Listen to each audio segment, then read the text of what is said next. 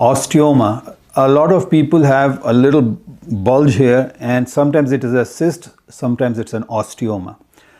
Now, the osteoma is a benign, meaning a tumor which does not have anything malignant to it. It's benign, doesn't cause problems other than just growing or pressure-related issues.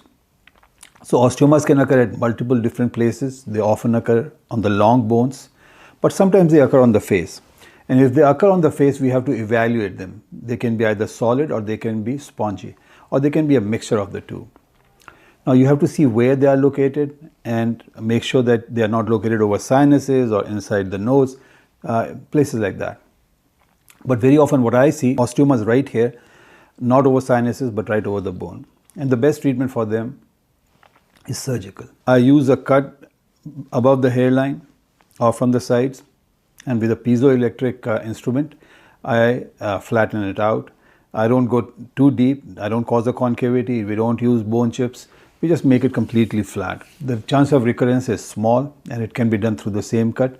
Those are invisible cuts from the sides or from above the hairline. It can be done pretty easily. You come in the morning, get it done, and you're back home in a few hours. Now, there is another technique called radio frequency ablation. And with that, what we do is we go with a needle and go into the osteoma. That is more applicable for less solid ones or mixed ones or spongy ones. And then we give a lot of radio frequency energy and destroy them that way. Now, if they're on a sinus, on or inner sinus, then the treatment is a little more difficult. Once they are removed, some of the sinuses will have to be repaired and so on. But the ones that I see most common in my practice are the ones right on the frontal bone. They are bony, benign tumors which can be easily removed. And most of the problem for most patients when they come is cosmetic, and which is my practice, of course. So they want it to be flat so that no one sees it, and they don't want a cut. So I leave no visible cut, do it from a distance through beyond the hairline, and no visible cuts are there, and the osteoma is flattened out and the contour of the frontal bone is restored.